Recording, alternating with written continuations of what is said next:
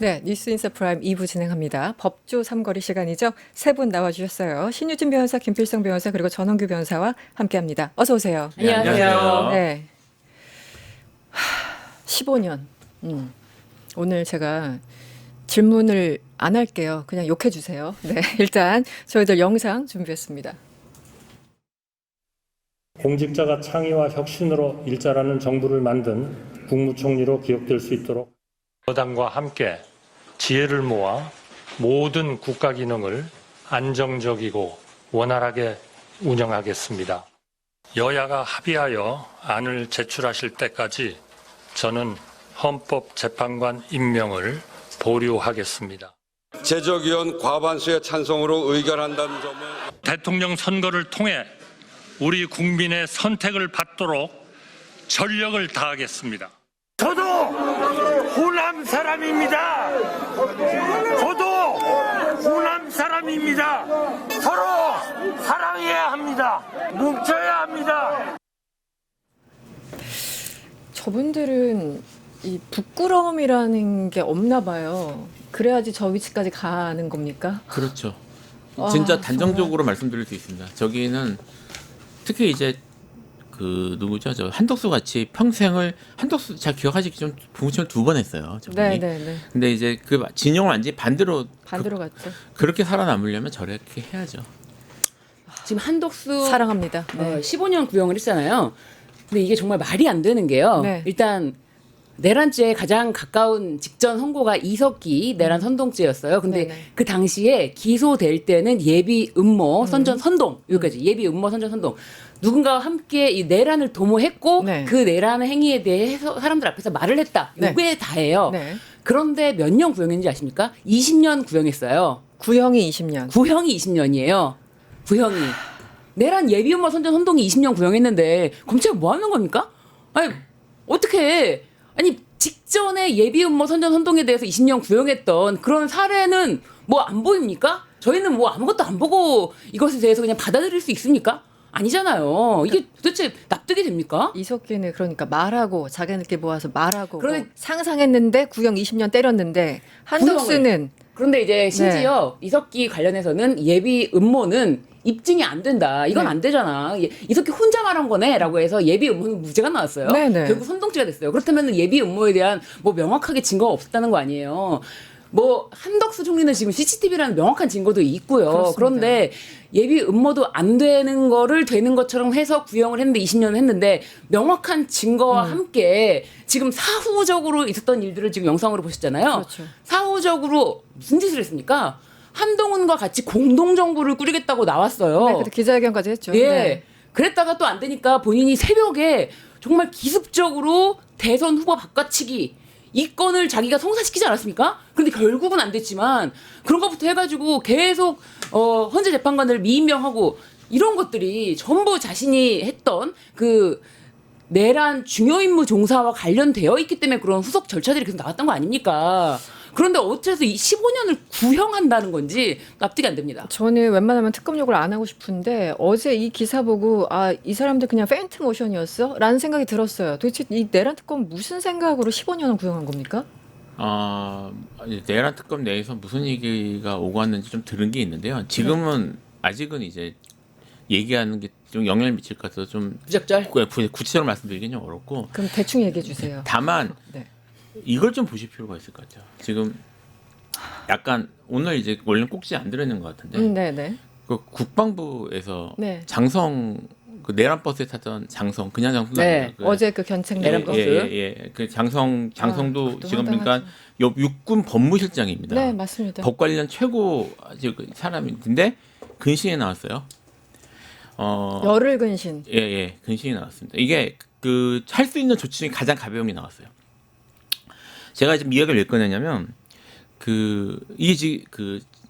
지금 이재명 정부의 주요 정치인들이나 요인들 거의 대부분이 우리가 생각하는 것만큼 내란 문제 해결하거나 아니면 구조에 대한 개혁에 대해서 큰 의지가 없습니다. 제가 그 이야기를 가끔 했는데 의지가 없고요. 사실은 특검을 구성할 때도 네. 이렇게 구성하면 안 된다. 그러니까 왜냐하면 이렇게 구성하면 안 되는 게 어떤 의미냐면 현재 지금 특검법은 옛날에 좀 계속 특검 여러 번 있잖아요. 네. 특검을 카피앤페이스트해서 계속 해왔어요. 근데 그 사이에 어쨌든 우리나라도 특검이 오랫동안 했으니까 문제점들이 불거졌고 네. 특히 이제 분석을 했어야 될 테니까 그런 분석을 해보면 검사의 이익에 배치되는 경우에는 제대로 수사가 안 된 경우가 참 많았습니다. 네. 그래서 아직까지는 이제 그 검사가 주로 수사를 해왔기 때문에 검찰 공무원들이 일부 섞이는 건 어쩔 수 없다고 하더라도 검사들이 다 장악하고 흔들지 못하도록 구성할 때부터 이번에 법을 잘 만들어야 된다는 얘기를 했어요. 그렇죠. 네. 아무도 관심이 없었어요. 그러니까 아무도 관심이 없고 왜냐면 옛날 그냥 복사해서 붙이는 것만 관심 있고 그냥 관성대로 했다. 관성대로 했고 그러니까 그게 이게 두 가지 이유가 있어요. 일단은 이제 여기에 대해서 연구하고 분석한 게 쌓여 있지 않은 것도 있지만 사실 이거는 언론이나 이런 분위기 탓도 있습니다. 지지자들 탓도 있습니다. 무조건 빨리 하라는 거예요. 그러니까 사실 무조건 빨리 하고 무조건 결과를 내놓고 국민들이 할 만한 뭐 하고 있네라는 것만 보여주는 데만 관심이 있으니까 계속 그렇게 갔거든요. 그러니까 지금 여전히 특검을 검사 출신들이 장악하는 상황이 계속 됐고요. 그렇죠. 그들이 지금 그러니까 국무위원들을 수사하면 검찰에까지 수사가 번질 수밖에 없거든요. 네. 국무위원들을 수사하는 게 표국적일 수밖에 없었고 지금 나온 내용들을 보면 국무위원들 거의 수사된 게 없고요. 네. 한덕수 같은 경우도 어쨌든 가장 지금 뭐 국무에서 이인자였으니까. 국무에서 가장 중요한 인물인데 이들이 과연 지금 그 구형의 문제가 아니라 한덕수에 대해서 제대로 수사가 됐을까?를 사실은 의심해야 되는 상황이에요. 처음부터. 네, 처음부터 지금 이제 제가 요 이야기를 꺼냈으니까 좀 더 하겠습니다. 사실 저기 기존 특검법의 또 하나의 문제가 뭐였냐면 공소 유지에 대한 부분이 별로 안 들어가 있습니다. 무슨 말이냐면 특검이라는 게 검사의 역할이 수사 현재로서는 하지만 기소된 다음에는 상당히 오랜 기간 동안 공소 유지를 해야 돼요. 근데 공소 유지는 몇 년간 이루어지고 그렇죠. 그게 눈에 안 드러나거든요. 그래서 공소 유지 때는 관심도가 확 떨어지고 맞아요. 심지어 국가의 무슨 자원 지원하는 것, 아니 네네. 심지어 무슨 인력이나 뭐 예산 등등. 그런 것들이 하도 지원이 안 될 뿐만 아니라 검사들이 여전히 장악할 수밖에 없는 게 검사가 들어가서 검사 역할을 해야 되잖아요, 원래는. 네. 근데 검사 아닌 사람들, 그러니까 무슨 변호사 출신이나 이런 사람들이 거기 들어갔으면 그 사람들에게 법정 출석할 때 검사 자격을 줘야 돼요. 네. 법으로 줘야 되는데 그게 한 번도 준 적이 없어서 그렇습니까? 네, 준 적이 없어서 지금 검사 출신들이 아닌 사람이 들어가서 증인신문 이런 걸 못 합니다. 그거는 내란이 아니고 최순실 특검 때도 그랬어요. 네. 최순실 특검 때 그것 때문에 문제가 많아서 네. 적어도 공소유지 때까지 남아있는 법조인들 여기 검사 역할을 해야 되는 사람들한테는 검사 자격을 주자. 그리고 이거를 끝날 무렵에 특검법 한 도중에 그분을 보충하자라는 얘기를 제가 조언을 한 적이 있어요. 민주당 쪽에. 네. 아직도 안 하고 있습니다. 거의 끝나가는데. 그래서 그때도 최순실 그 공소유지 문제로 여러 가지 문제가 많았었잖아요. 예, 왜냐하면 이 증인신문을 못 하잖아요. 네. 그러니까 그 문제도 지금 그 문제가 있고요. 그것도 몇 년 끌었었는데. 몇 년 끌었고 지금 또 하나 문제가 뭐냐면 현재 지금 수사가 일부 다 마무리되지 못한 상태에서 끝날 거고요. 그러면 국수본에 넘겨받게 될 텐데 국수본이 그냥 잘하면 되지 않냐 그렇지 않습니다. 왜냐하면 국수본의 주요 인물들이 내란에 관여했을 가능성도 있지만 더 중요한 건 네. 영장 청구권을 검사가 가져가요. 여전히. 그리고 검사가 계속 영장 청구에 있어서 시비 걸 가능성이 있습니다. 왜냐하면 이해관계가 여전히 얽혀있기 때문에. 그래서 그 영장 청구 부분에 대해서 이걸 공수처에 하다든지 네. 아니면 다른 현재 지금 검찰이 독점하지 못하도록 하는 사법적인 그런 법적인 그런 문제 해결이 필요한데 네. 거기에 대해서 관심 있고 이제 전문가들은 그 이야기 한 지가 오래됐는데 국회는 관심이 없어요. 그러니까 지금 제가 드리는 말씀은 뭐냐면 네. 이게 이젠 특검을 들여다볼 때가 됐고요. 네. 특검을 들여다볼 때 특검이 왜 이렇게 반응하는지에 대한 사실 근본적 책임은 개혁이나 이런 것들에 대해서 이거를 여전히 단기적인 정치적 이슈로 소모하고자 하는 특히 민주당 정치인들에게 책임이 가야 됩니다. 처음에 구성될 때부터. 이거는 사실 예견된 사태고 현재도 이후에 어떻게 할 건지에 대한 논의를 안 하고 있어요. 이거는 민주당이 비난받아야 됩니다. 이제 첫 번째 포인트는 어쨌든 방조 혐의로 했다가 영장 실질심사에서 이제 구속 기각됐잖아요. 그래서 이제 지금 불구속 상태에서 조사를 받는 거고. 그래서 그때 이진관 부장판사가 이거 좀 변경해야 된다. 그렇죠. 공소장 변경. 네, 공소장 변경해서 이제 그렇게 된 거지 않습니까? 어쨌든 그 상황이 있었고 그때부터 좀 이상했는데. 두 번째 어제 특검이 이런 얘기를 합니다. 피고인은 이 사건 내란 사태를 막을 수 있는 사실상 유일한 사람임에도 국민 전체의 봉사자로서 의무를 저버리고 계엄 선포 직전후 1년의 행위를 통해서 내란 범행에 가담했다. 그러면서 45년 전 사건을 꺼내듭니다. 45년 전 내란보다 더 막대하게 국격이 손상됐다. 국민에게 커다란 상실감을 줬다. 근데 15년.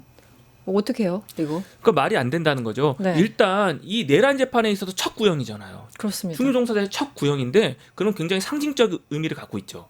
그러면 다소 이게 뭐 특검 내부에서 수사가 좀 미진했다던가 그래서 실질적으로 인정될 수 있는 형량이 어느 정도 내자고 자체적으로 판단했다 하더라도 국민들이 보고 있고 네. 앞으로의 나머지 주요 종사자들 계속 재판이 이루어지고 있고 구형을 해야 될 텐데 그런 것까지 고려해서 강하게 구형을 했어야 되는 게 맞다는 거죠. 그렇죠. 최종 판단은 어차피 누가 합니까? 판사가 하는 겁니다. 네.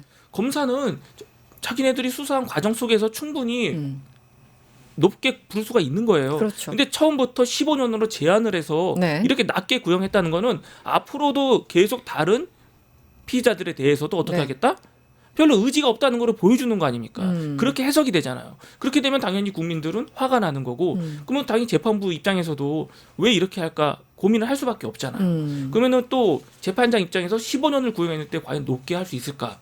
이 부분에 대해서도 고민할 수밖에 없는 거거든요. 제가 그 부분이 궁금한데 그 양형 기준이라는 게 뭐 있잖아요. 네. 그래서 예를 들어 아주 쉽게 말해서 지금 15년 구형했어요. 그런데 네. 이진관 판사가 이거는 말도 안 돼. 그래서 예를 들어 무기징역 이렇게까지 확 올릴 수 있습니까? 있습니다.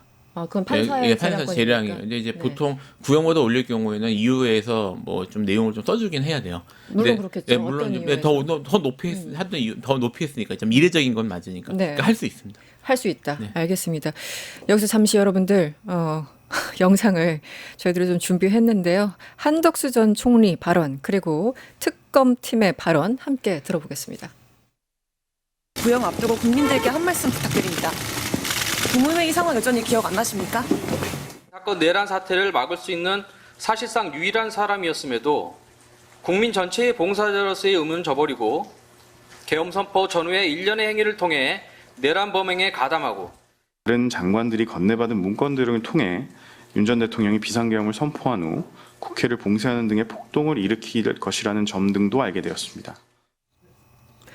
아니 맞는 얘기 하셨어요. 특검팀, 특검보 그리고 특검팀의 검사님들 다 옳은 얘기 하셨는데 이거 국민들이 바라보고 있다라는 거를 이분들 같이 잊어버린 게 아닌가. 이게 뭐 법감정으로 무슨 대중정치, 대중재판하자는 게 아니고 도저히 이해는 안 갑니다.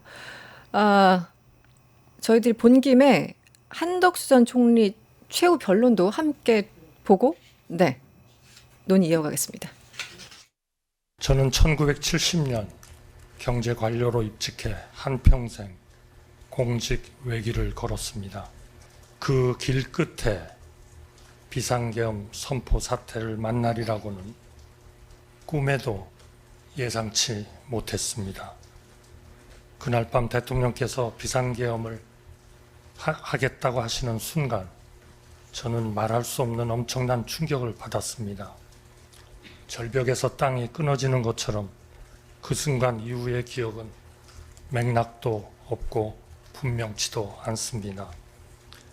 절대로 동의할 수 없는 일이기에 어떻게든 대통령의 뜻을 돌리고자 노력하였으나 도저히 힘이 닿지 않았습니다.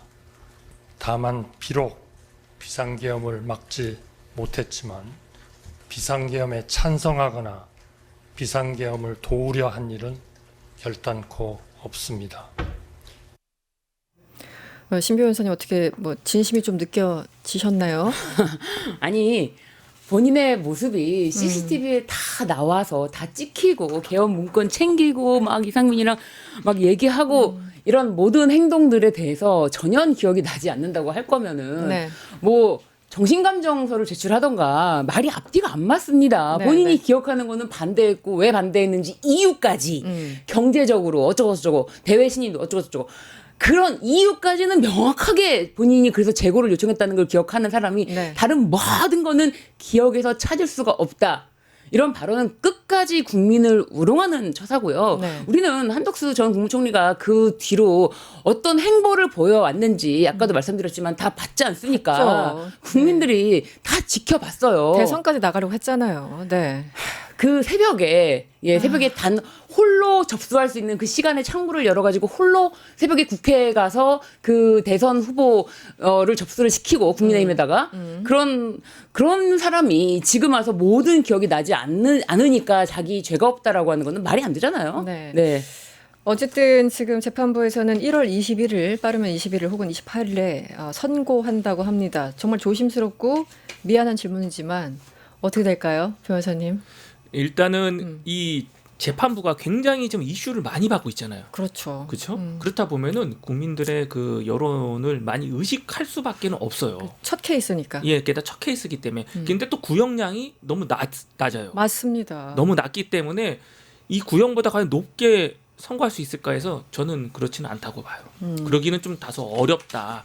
왜냐하면은 애초부터 구형을 무기나 뭐 아무리 낮춰도 20년 정도는 했어야, 최소 20년 했어야 뭐 실제 선고에서는 조금 내려가는 감형 부분이 뭐 참작을 해주지만 이거는 처음부터 구형이 15년인데 그럼 여기서 뭐 이런저런 사유를 못 해가지고 또 뭐 양형 기준을 막 어쩌고 들이대요. 법 기술을 써서 그렇게까지는 하지는 않을 것 같아요. 그렇다 하더라도 그렇게 보시는군요. 높게 선고하기는 어렵다라는 겁니다. 그래도 저는 여전히 이진관 부장한테 좀 희망을 걸고 있는 게 공소장 변경까지 그 권고한 게 이진관 부장이었잖아요. 네, 그랬죠. 그렇다면 15년 이상은 해야지 맞는 거 아닌가요? 여러 가지 상황상? 뭐 일단 네, 내가 뭐 강요하는 건 아니, 그게 아니에요. 아니고요. 네. 형사 답답해서. 형사 33부 이진관 부장은 제가 객관적으로 말씀드리기가 어려워요.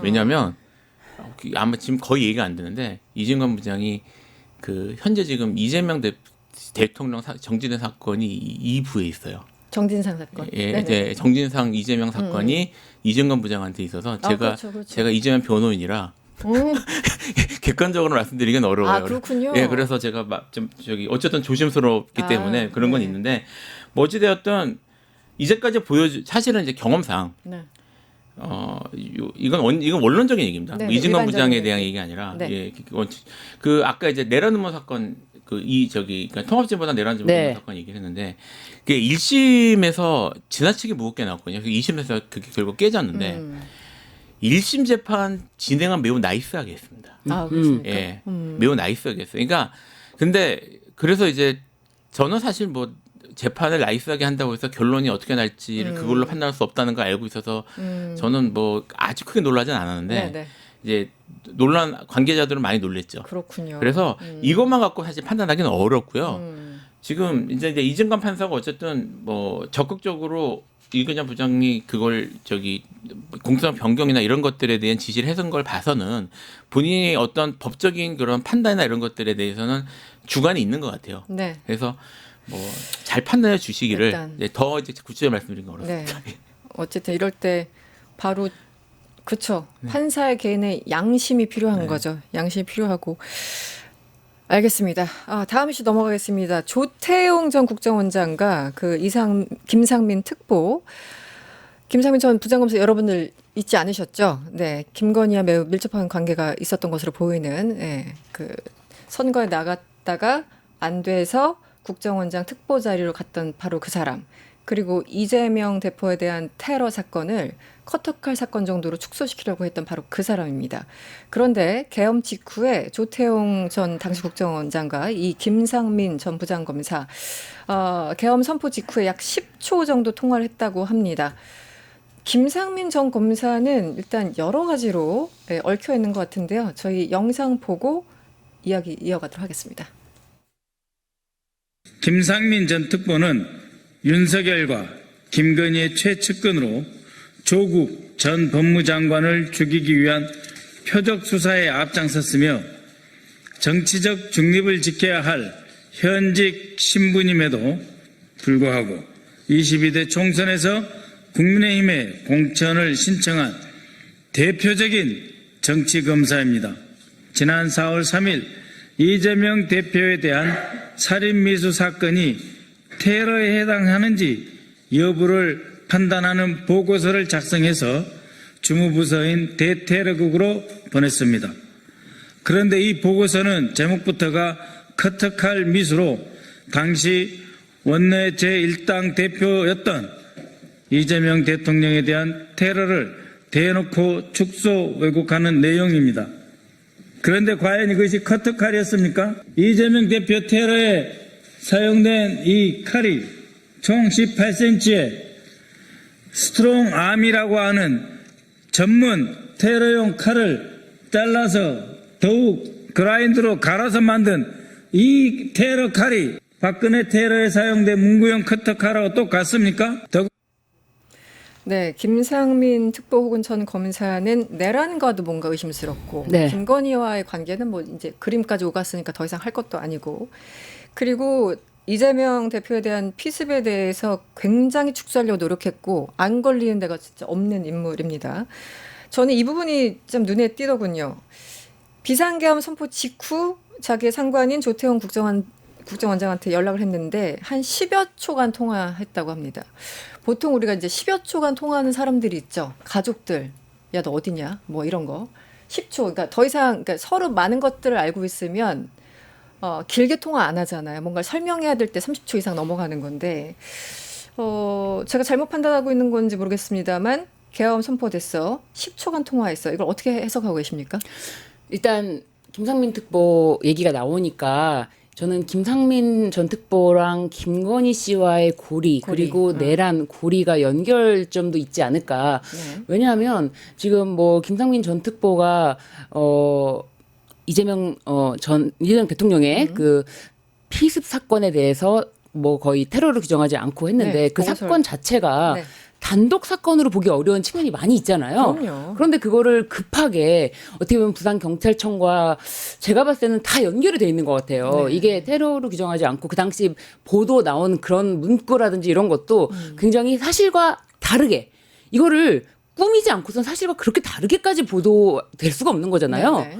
그런 모든 것들에 관여가 되어 있고 그리고 또 이제 체포 명단, 네네. 체포 명단, 그 방첩사에게 전달한 체포 명단이 이제 홍정원 처장께 전달이 됐는데 네네. 그 관련해서도 뭐 세세하게 네. 개입된 게 혹시 있지 않을까? 그런 생각도 좀 들고요. 어쨌든 김상민이 어쨌든 국정원에 있었으니까. 네네. 전방위적으로 꼼꼼하게 챙기는 스타일로 저는 김건희 여사와의 연결점 중에 고리가 되지 않을까 그런 생각을 좀 합니다. 그 흐름을 보면 검사로 있던 김상민이 어쨌든 선거에 출마하려고 하다가 안 되니까 김건희의 어떤 은혜를 입어서 사실 없던 자리 만들어서 국정원 간 거잖아요. 특보.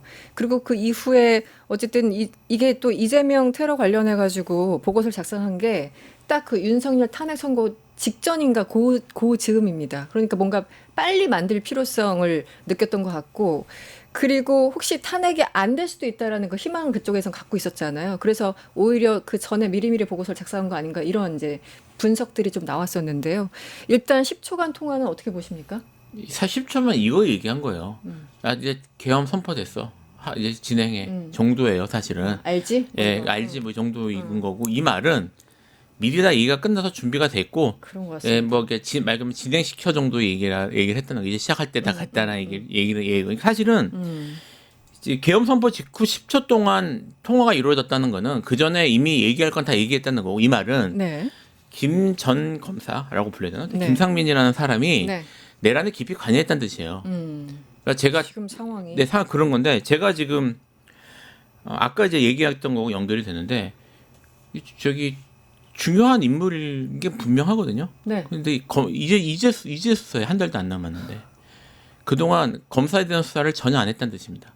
그러니까 밀릴 때까지 밀려서 한 거고요. 오히려 이제 뭘 걱정해야 되냐면 수사를 망쳐놔서 국수본이 가져간 다음에 조서가 이미 그렇게 나와버려가지고 방법이 없는 상황을 만들어 보려고 할 가능성도 있어요. 솔직히 저는 특히 이제 이번 15년 하면서 너무 불안. 예, 특검에 있는 검사들이 사건을 망치지 않았을까에 대한 걱정을 하기 시작했어요. 솔직히.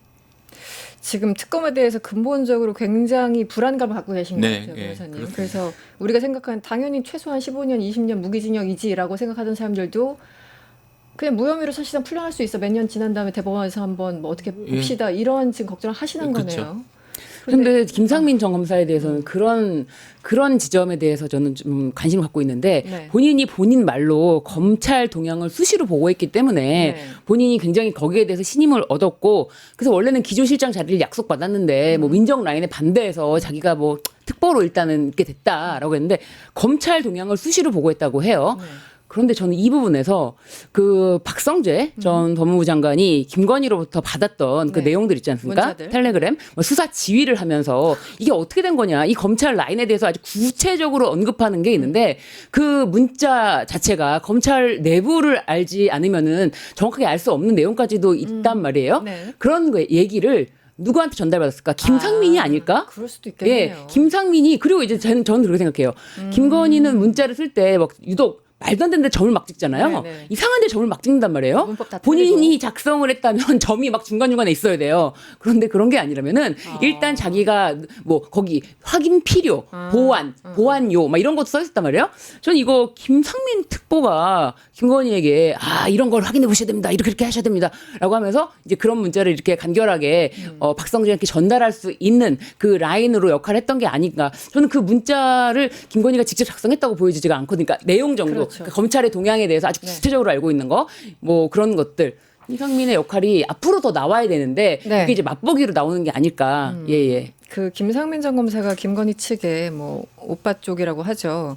고가의 그림을 전달하고 뭐 이런 정황들이 있었는데 저는 이제 그동안 한 6개월 동안 김상민 전 검사 관련 기사를 보면은 되게 쉽게 쓸 수 있는 말처럼 김건희가 활용했겠구나. 뭐 저쪽에서도 충성 맹세를 했겠죠. 그리고 또 한편은 외교관 출신인 조태용을 믿지 못했기 때문에 그 특보 자리에 앉혀서 검찰 내부는 원래 검사 출신이니까 검찰 쪽 자료 받고 국정원 내부 돌아가는 것도 좀 받고 뭐 이런 말은 그렇지만 조태용도 약간 감시하고 그 국정원의 흐름 이 모든 거에 그냥 그 입안의 혀처럼 볼 수 있는 사람으로 김상민을 픽한 건 아닐까 이런 생각도 들거든요. 저도 또 비슷하게 생각을 합니다. 그렇군요. 네. 왜냐하면은 이 조태용하고도 김건희가 연락을 주고받긴 하죠. 하지만 그 횟수나 이런 거를 볼 때 그렇게 많지는 않았을 거예요. 그냥 네. 뭐다 다 김상민을 통해서 1차적으로 정보를 받고 그 정보를 재차 확인하거나 어떤 지시, 박성재한테도 지시를 하는 거잖아요. 김건희가 지시를 하는 거지. 네. 뭐 박성재한테 보고를 받는 단순히 먼저 보고를 받는 게 아니라 지시를 한단 말이에요. 그렇죠. 그거는 누군가한테 어떤 정보를 받았고 듣고, 그 받은 거를 자기가 혼자 생각해서 다시 질의를 하는 형식이었습니다. 게다가 또 이 김상민은 구속이 됐잖아요. 네. 예, 다른 사람들은 구속 안 된 사람들 많죠. 그렇습니다. 이번 재판에서. 네네. 근데 일단 김상민은 구속됐다. 그 구속된 사유가 대부분이 말도 안 되는 변명과 핑계란 말이에요. 그 말도 안 되는 변명과 핑계를 대다 구속이 된 건데 네. 그 과정 속에서 지금 수사가 엉망으로 이루어지고 제대로 안 되고 있는 부분도 맞는 것 같아요. 제가 듣는 것도. 근데 그렇다 하더라도 일단 구속 상태로 좀 수사가 되고 있고 하니까 그런 부분에서는 뭐 앞으로 조금 더 지켜보면 좋은 결과도 나오지 않을까 생각합니다. 지금 특검에 대해서 여러 가지 뭐 김건희 특검도 그렇고 김건희 특검은 뭐 40명 그 검사들이 뭐 나 집에 돌아갈래라고 하면서 민중기 특검 압박하는 아주 공개적인 활동을 하지 않았습니까? 그리고 내란 특검도 사실 이제 잘하고 있나 여러 가지 회의적인 그러니까 기자들 취재에 따르면 그런 경우가 많았었는데 이번에 어쨌든 한덕수 15년이나 뭐 이런 거 이렇게 흐름을 보면은 뭔가 상당히 불안하다라는 생각이 듭니다. 그래서인지 어쨌든 이재명 대통령이 뭔가 좀 기강을 잡으려고 여러 가지 지시를 좀 하고 있습니다. 다음 이슈는 이재명 대통령이 어제 귀국하자마자 이화영 전 경기부지사 재판에서 검사들이 직장 퇴정한 것과 관련해서 강력하게 감찰하라고 지시를 했고요. 또 지금 다른 여러 가지 사안에 대해서도 다 언급을 일일이 했는데요. 일단 이거 먼저 보죠. 대통령이 무려 7박 10일 순방을 하고 돌아오자마자 강유정 대변인을 통해서 이 검사들 감찰해라고 지시한 게 7시간 만이었어요. 그러니까 쉬지도 않고 바로 그냥 업무에 돌입했다라는 건데 일단 전 변호사님 어떻게 보셨어요? 약간 좀 의외의 시점이기도 했었고. 그렇죠. 굉장히 이례적이라고 볼 이례적이었죠. 수도 있죠. 왜냐하면은 그 순방을 갔다 와서 다양한 성과들을 갖다가 홍보도 해야 되고, 맞습니다. 뭐 그걸 다 국민한테 알려야 되잖아요. 네. 근데 그런 중요한 일들도 있음에도 불구하고 네. 이걸 아주 강한 워딩으로 나왔다. 한마디로 가장 먼저 챙겼다. 네. 그렇다는 거는 지금 이 전체적으로 내란과 관련된 계엄 사태 이후에 이 검사들과 네. 이 법조계에서 일어나는 좀 이상한 일들에 대해서 이대로 놔둬서는 안 된다. 이대로 가는 거는 잘못됐다는 거를 네. 이제 대통령께서도 알게 된 거 아닌가. 왜냐면은 그 자리에 올라가면 워낙 바쁘기 때문에 정보들이 많이 차단이 되고 몇 단계 거쳐서 올라오다 보니까 네. 이런 흐름을 좀 뒤늦게 알 수는 있거든요. 그래서 갔다 오자마자 이런 사실들을 이제 정확하게 알게 되셨고 그로 인해서 이런 지시를 내렸다라고 보는 게 좋을 것 같습니다. 저는 한편으로는 이런 거를 대통령이 지시를 해야 되나 저는 그런 생각을 했어요. 맞아요. 이거는 네. 이제 뭐 그 이화영 부지사 전 부지사의 사건이라고 말한다는 게 조금 저는 뭐 이 사건 자체를 실체를 좀 들여다봐야 돼요. 이화영 전 부지사가 국회에 나와서 네. 그 자신을 조사받을 당시에 어떤 말을 했느냐. 네.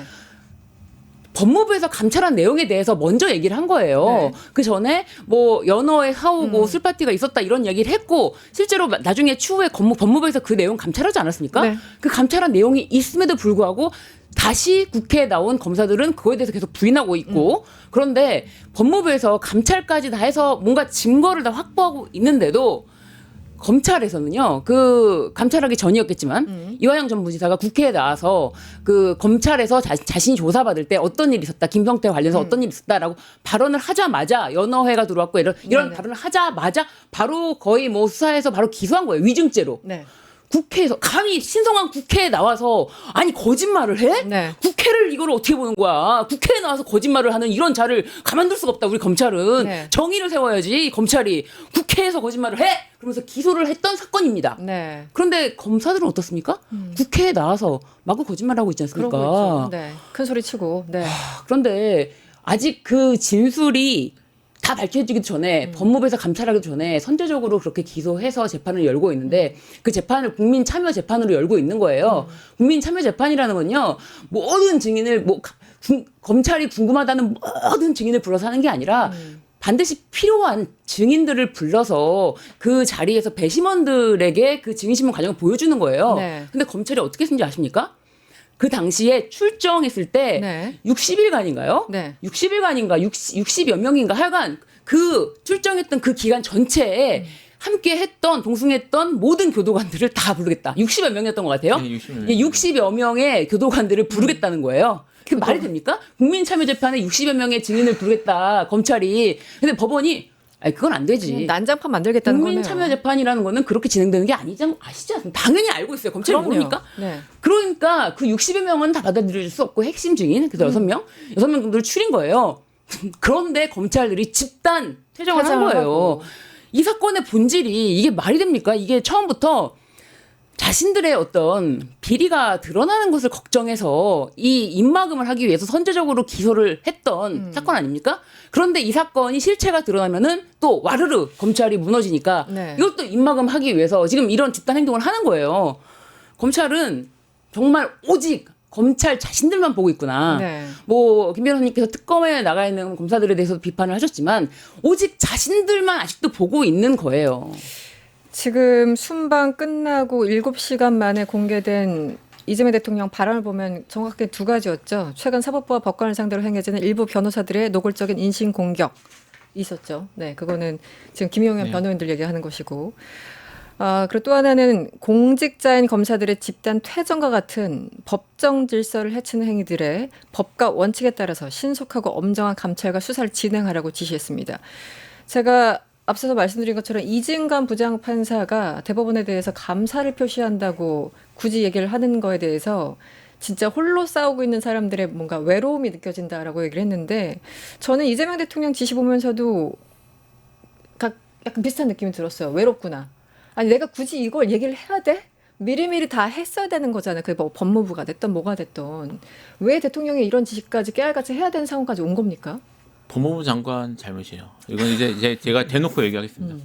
지금 말씀하신 건 법무부에서 했어야 될 일이에요. 그렇죠. 알아서 네. 바로 나오면 집단행위나 이런 데 직접 감찰하고 직접 감찰하고 뭐 조사하고 이미 했어야 되는 건데 여기에 대해서 예를 들어 이제 검사들이 지금 이재명 정부 들어서서 집단행동한 게 처음이 아닙니다. 네. 다 묻고 넘어갔어요. 그러니까 사실 이제 뭐 제가 이건 이제 추측입니다만 전적으로 네네. 이재명 대통령이 지금 원하는 그림은 이재명 대통령은 이제 민생, 네. 그다음에 비전, 경제 이런 것들에 직접 집중하는 모습을 보이고 이런 뭐 개혁이나 이런 것들에 대해서는 이제 담당자들이 뭐 좀 알아서 좀 이제 조용히 하지만 확실하게 해주기를 바라는 것 같은데 네. 결국은 대통령이 이거를 언급하게 만들었잖아요. 그러니까요. 이렇게 되면 대통령이 지시해서 한 게 됩니다. 그러니까요. 그러니까 이게 상당한 정치적 부담을 안고도 얘기를 한 거고요. 사실 이거는 저는 법무부 장관을 질책한 거로 보거든요. 근데 어제 지금 제가 어제 정성호 장관이 나와서 얘기한 걸 보면 여전히 문제 파악, 상황 파악을 못 하고 있는 것 같아요. 어제 어떤 발언? 그러니까 나와서 하면은 뭐 대통령 이제 물어봤다고 해요. 대통령실에서 지시가 내려오면 감찰하겠냐. 뭐 이제 얘기를 하니까 맞아. 뭐 나는 언론만 봤지 전달받은 게 없다. 그냥 진상 조사 중이다. 그렇게 얘기했어요. 네, 그 정도 얘기를 했고요. 뭐 이거를 설사 이거를 직접 뭐 공식적으로 라인 내놓은 게 아니더라도 뭐 엄정하게 이런 말도 아니에요. 진상 파악 중이다. 그 다음에 이번에 감치 제대로 안 된 거 있잖아요. 네네네. 뭐라고 얘기했냐면 교도관 변명을 해줬어요. 재판에 참석한 교도관이 감시 장소인 서울구치소 소속이 아니어서 착오가 발생한 것이다. 그 와중에 변명까지 해줬어요. 예. 그리고 이른바 지금 말씀하신 솔파티 그 사건에 네. 대해서도 서울고검감찰부가 상당히 잘하고 있다는 식의 얘기를 해줬어요. 그러니까 정확히 감찰에서 상당한 진전이 있었다. 그러니까 이해가 지금, 안 가네요. 네, 지금 얘기한 것이 재판까지 넘겨졌고 그 다음에 그 교도관은 아무도 지금 사실 이게 교도관 사건이 지금 여기 이제 꼭지가 아니긴 하지만 너무 어이가 없는 게 네. 그 자리에서 현행범으로 사실 잡혀서 이게 직권으로 해서 넘길 수 있는 법관이 있단 말이에요. 권한이 있단 말이에요. 넘겼으면 당연히 이거는 뭐 약간 행정 절차상 문제가 있으면 해결해가지고 해야죠. 그렇죠. 이게 의제 문제죠. 네. 만약에 이거를 검사가 현행범을 잡아서 검사가 넘겼는데 풀어줄 것 같습니까? 안 풀어줍니다. 사람 죽이고 누가 잡혔어요. 현행범으로 잡혀가지고 체포해서 넣어야 될 거 아닙니까? 네. 넣었는데 이거 서류 미비하니까 난 못하겠어가 풀어줍니까?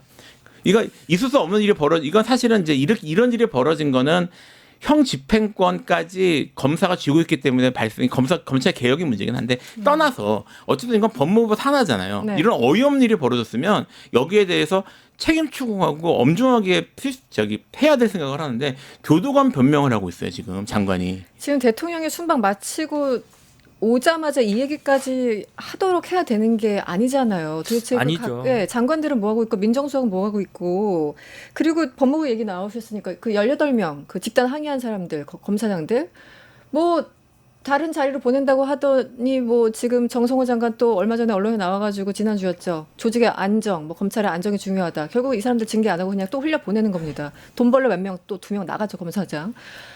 좀 잘해야 될 것 같습니다. 내각에서. 그죠. 네. 그러니까 아무래도 이제 법무부 장관이 좀 더 신경을 더 많이 써야 되는 건 맞습니다. 왜냐하면 네. 지금 이런 내란 사태 터지고 다양한 일들이 벌어지고 있잖아요. 특히 검찰들의 반발. 네. 그러니까 이게 법무부에 좀 부하가 걸린 것 같아요. 그러니까 뭐 이슈들이 너무 많이 몰려들고 근데 몰려들었다 하더라도 결국은 책임은 장관이 져야 되는 거예요. 그렇죠. 게다가 또 이번에 또 대통령께서 말씀하신 이유도 본인이 변호사 출신이시고 그렇죠. 대통령께서 네. 그리고 워낙 이러한 사안들을 잘 알고 계신 분이시다 보니까 이런 거에서 빠르게 먼저 대처를 좀 하셨던 것 같고 그래서 좀 스텝이 꼬인 부분이 있지만 지금 이런 부분에 대해서 질책도 좀 나가야 되는 건 맞습니다. 질책을 해야 또 장관이 좀 더 정신을 차리고 그 법무부 자체 내에서도 그 공무원들이 좀 움직일 거 아닙니까? 네. 그래서 이런 부분을 뭐 왜 비판만 하느냐 뭐 이렇게 볼 건 아닌 것 같고 비판을 할 건 확실하게 해주고 네. 그 과정 속에서 좀 제도가 개선돼야 되고 고쳐야 될 것도 많잖아요. 네네.